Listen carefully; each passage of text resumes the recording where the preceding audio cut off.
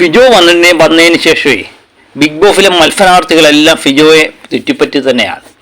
അപ്പം അതിനിടയിൽ നോറ ഫിജോയെ വിളിച്ചുകൊണ്ട് പോയി കുറച്ച് രഹസ്യങ്ങൾ ചോർത്താനുള്ള ശ്രമം നടത്തി. അതിന് മുന്നോടിയായി തന്നെ നമ്മുടെ ജാസ്മിനും രണ്ടും കൽപ്പിച്ച് ഇറങ്ങി പുറപ്പെടുകയാണ്. ജാസ്മിൻ ഫിജോയെ ഒരു മൂലയ്ക്ക് മാറ്റിയിരുത്തി ചോദിക്കുന്നു, ഞാൻ ചില കാര്യങ്ങൾ നിന്നോട് ചോദിക്കാം, ഉത്തരം പറയാമോ എന്ന്.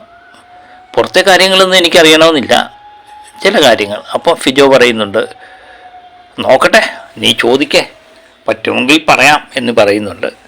ചോദിക്കുന്നു, എൻ്റെ കളി എങ്ങനെയുണ്ട്, ഞാനിവിടെ കളിക്കുന്നുണ്ടോ എന്ന് ചോദിക്കുമ്പോൾ ഫിജോ മറുപടി പറയുന്നതിന് മുമ്പ് ബിഗ് ബോസിൻ്റെ അശരീരി കേൾക്കാം.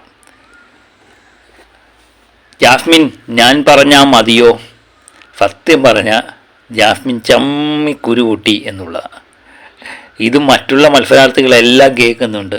അഭിഷേകും ഗബ്രിയും എല്ലാവരും ഉൾപ്പെടെ അങ്ങോട്ട് പോകാൻ തുടങ്ങി. ജാസ്മിൻ വിചാരിച്ചു ഇതൊന്നും ആരും അറിയില്ല എന്നാണ് വിചാരിച്ചത്. ജാസ്മിൻ്റെ കള്ളത്തരങ്ങൾ ഏതായാലും എല്ലാവരും പറഞ്ഞു. എല്ലാവർക്കും മനസ്സിലായി ജാസ്മിൻ ഫിജോയുടെ നിന്ന് പുറത്തുള്ള രഹസ്യങ്ങൾ ചോർത്താനുള്ള തന്ത്രമാണ് നടത്തുന്നതെന്ന്. എന്തിനു പറയുന്നു, ആകെപ്പാടെ ചമ്മി നാറി. എന്നാലും ജാസ്മിൻ അങ്ങനെ വിട്ടുകൊടുക്കാൻ പാടില്ലല്ലോ. ഗബ്രി വരെ കൂവുന്നതും കണ്ട് ആകെപ്പാടെ ചമ്മി നാശമായിട്ട് ഗബ്രിയും വിളിച്ചുകൊണ്ട് ജാസ്മിൻ അകത്തേക്ക് പോയിട്ടുണ്ട്.